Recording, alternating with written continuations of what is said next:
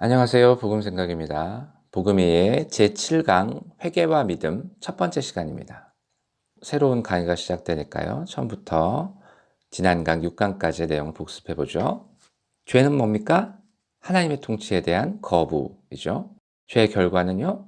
사망입니다. 구체적으로 9가지 죄의 결과를 살펴봤는데요.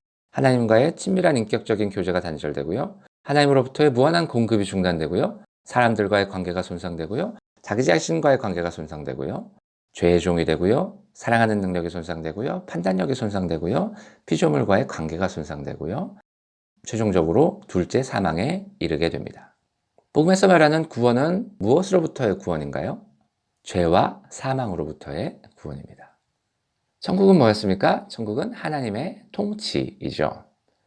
그래서 복음은 하나님의 통치의 복음이면서 동시에 예수 그리스도의 복음인데 이 두 가지 표현은 예수 그리스도의 주대심이라는 개념으로 통합될 수 있다. 이런 얘기를 했고요. 넷에는 미래에 임하게 될 완전한 하나님의 통치가 이루어진 세대를 말하게 된다라는 거고요. 그리고 천국은 언제 임하느냐? 천국은 이미 임했고 또 앞으로 임할 것이다. 이런 얘기를 했습니다. 의와 구원의 관계는 어떻게 되느냐? 우리가 의로운 행위로 천국에 들어가는 것이 아니고, 그리고 우리가 의로운 행위가 없어도 천국에 들어갈 수 있는 것도 아니고 천국이 의다. 이렇게 얘기를 했고요. 우리가 서기관과 바리새인의 의의 특징을 세 가지 얘기했는데요. 남들과 자신을 속이는 방식으로 의로워 보이는 행동을 한다. 하나님과의 인격적인 관계가 희박하다.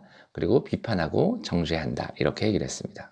영생은 간단하게 사망의 반대다. 이렇게 정리를 했고요. 그래서 사망의 9가지 구체적인 내용을 그대로 반대로 얘기하면 영생의 내용이 됩니다. 그래서 하나님과의 친밀한 인격적인 교제를 가지게 되고요. 하나님으로부터의 무한한 공급을 받게 되고요. 사람들과의 관계가 회복되고 자기 자신과의 관계가 회복되고 죄의 종된 데서 해방되고 사랑하는 능력이 회복되고 판단력이 회복되고 피조물과의 관계가 회복되고 둘째 사망을 겪지 않게 된다. 이렇게 얘기를 했습니다. 이 중에 핵심적인 거 한 가지를 고르라면 하나님과의 친밀한 인격적인 교제다. 이렇게 얘기를 했고요. 그래서 이 의와 영생은 하나님의 통치, 천국을 이해하는 데 가장 중요한 두 개념입니다. 영생이 없는 의는 진정한 의가 아니고 의가 없는 영생은 진정한 영생이 아닙니다. 진정한 의와 진정한 영생이 함께 나타나고 있을 때 하나님의 통치가 임해 있다는 것을 알 수가 있습니다. 예수님께서 천국에 대해서 가르치신 것은 대부분 비유였죠. 겨자씨 비유로부터 우리가 알 수 있었던 것이 하나님의 통치가 한 번에 완전한 형태로 임하는 게 아니다 라고 얘기를 했고요. 그래서 우리가 어떤 질문을 했었냐면 주 예수를 믿는 사람은 구원을 받은 것이냐, 구원을 받고 있는 것이냐, 구원을 앞으로 받을 것이냐 라는 얘기를 했는데요. 셋 다라는 거죠. 구원을 앞으로 받을 것이기도 하고 지금 받고 있는 것이기도 하고 이미 과거에 받은 것이기도 하다. 미래, 현재, 과거의 구원이 있다라는 거죠. 미래의 구원은 영화, glorification이라고 하고요. 현재의 구원은 성화, sanctification이라고 하고요. 과거의 구원은 칭의, justification이라고 합니다. 그리고 가라지 비유를 통해서 우리가 생각해 봤던 것은 참 그리스도인과 그렇지 못한 사람이 섞여 있다라는 것이죠. 그리고 그 구별이 쉽지 않고 무리하게 구별하려 들지 않아야 된다. 이런 얘기를 했습니다. 그리고 밭에 감추인 보화와 극히 값진 진주의 비유를 통해서는 우리가 하나님의 통치를 들어가기 위해서는 우리 자기 자신의 주인됨, 내 인생의 주인됨을 포기해야 되는데 이것은 자기의 소유를 다 파는 일과 다름이 없다. 이렇게 정리를 했었습니다.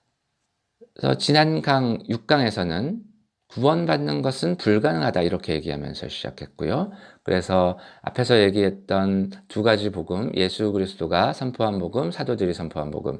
예수 그리스도가 선포한 복음은 천국 복음이고 사도들이 선포한 복음은 그리스도의 복음인데 특별히 그리스도의 복음에 대해서 좀 깊이 들어가 봤는데요. 그 내용은 예수 그리스도께서 우리 죄를 위하여 죽으셨다가 부활하셨기 때문에 믿는 자들에게 구원이 주어진다 이런 내용이었습니다.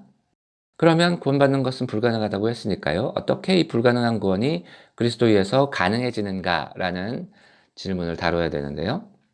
십자가가 죄를 담당하고 칭의를 가능하게 해서 이 불가능한 구원을 가능하게 한다. 이렇게 얘기를 했습니다.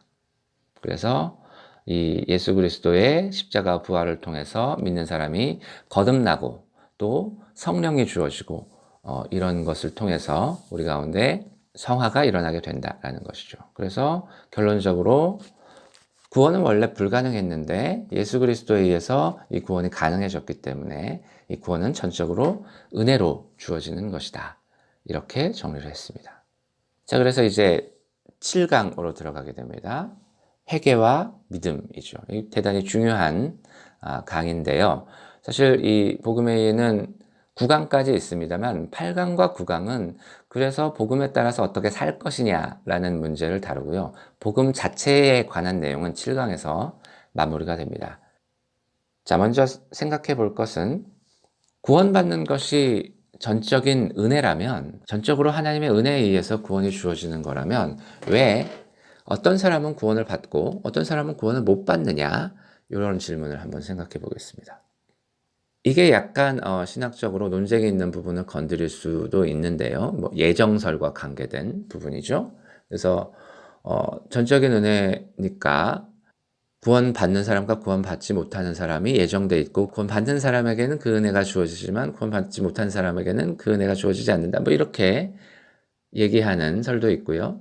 또 다른 입장에서는 이 은혜는 모든 사람에게 동일하게 주어지지만 그 은혜를 받아들이는 사람과 받아들이지 않는 사람이 있다. 이렇게 보는 입장도 있고요.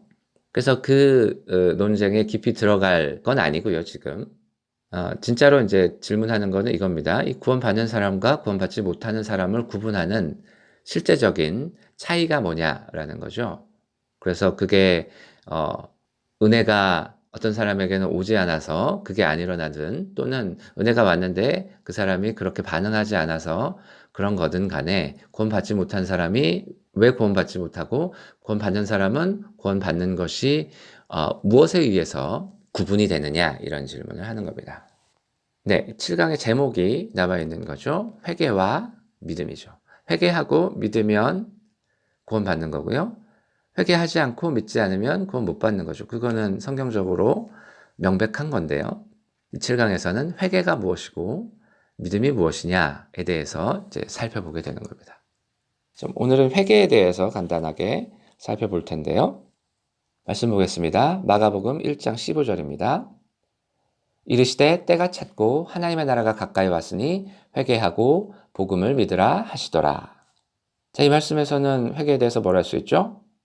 일단 회개와 복음을 믿는 것이 긴밀하게 연결되어 있는 것을 볼 수 있고요. 믿음에 대해서는 뭐 다음 시간이나 그 다음 시간 정도에 본격적으로 얘기를 하겠습니다만 또 뭐가 있냐면 하나님 나라가 가까이 왔다. 천국이 가까이 왔다. 이렇게 얘기하는 부분이 있죠. 그래서 천국이 가까이 왔으니까 너희가 천국에 들어가려면 하나님의 통치를 받으려면 회개해라. 이렇게 얘기하는 거죠. 회개해야 천국에 들어갈 수 있다. 하나님의 통치에 들어갈 수 있다라는 것을 알 수가 있습니다.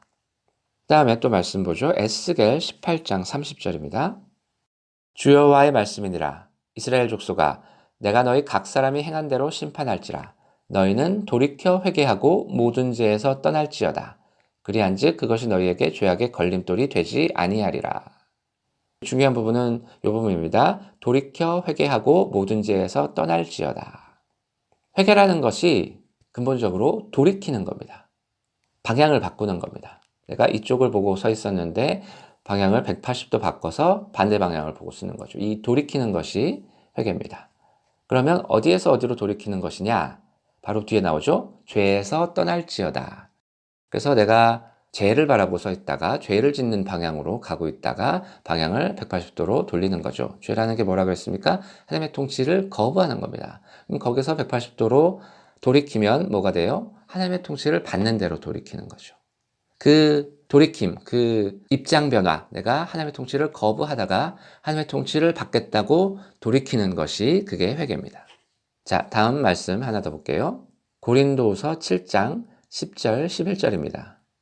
하나님의 뜻대로 하는 근심은 후회할 것이 없는 구원에 이르게 하는 회개를 이루는 것이요 세상 근심은 사망을 이루는 것이니라.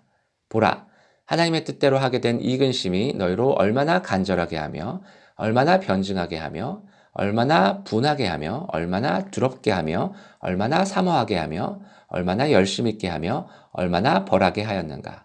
너희가 그 일에 대하여 일체 너희 자신의 깨끗함을 나타내었느니라. 여기서 알 수 있는 것은 구원에 이르게 하는 회개, 회개가 구원에 이르게 한다라는 것이 하나 있고요. 여기 보면 또 우리가 주목할 게 뭐가 나오냐면 하나님의 뜻대로 하는 근심이 나옵니다. 하나님의 뜻대로 하는 근심은 회개를 이루고 회개는 구원에 이르게 한다. 이런 순서가 되죠. 하나님의 뜻대로 하는 근심, 회개, 구원 이런 순서인데요. 근심이 이제 두 종류가 있다는 거죠. 세상 근심이 있고 하나님의 뜻대로 하는 근심이 있고. 그래서 하나님의 뜻대로 하는 근심은 어떤 거겠습니까? 내가 하나님의 뜻대로 살지 못하고 있다. 내가 하나님의 통치에 따라 살지 못하고 있다. 내가 죄인이다. 이런 근심이죠. 아, 내가 제대로 못 살고 있어. 이렇게 사는 게 아닌데. 라는 그런 근심입니다. 그래서 이 근심이 우리를 회개로 이끌게 되고 이 회개가 구원에 이르게 한다. 이런 얘기죠. 이제까지 보신 이 복음의 이의 내용이 어떠셨는지 모르겠지만 그게 여러분의 마음을 불편하게 했으면 그게 하나님의 뜻대로 하는 근심이 되기를 바랍니다. 오늘 가장 중요한 핵심은 회개의 개념인데 회개의 개념은 회개란 죄에서 돌이켜서 하나님의 통치로 향하는 것이다 라는 얘기입니다. 회개는 돌이키는 것인데 어디서 어디로 돌이키는 것이냐? 죄에서 돌이켜서 하나님의 통치로 향하는 것이 회개다 라는 겁니다. 자, 오늘은 여기까지 하고요. 다음 영상에서는 회개의 본질을 살펴보겠습니다.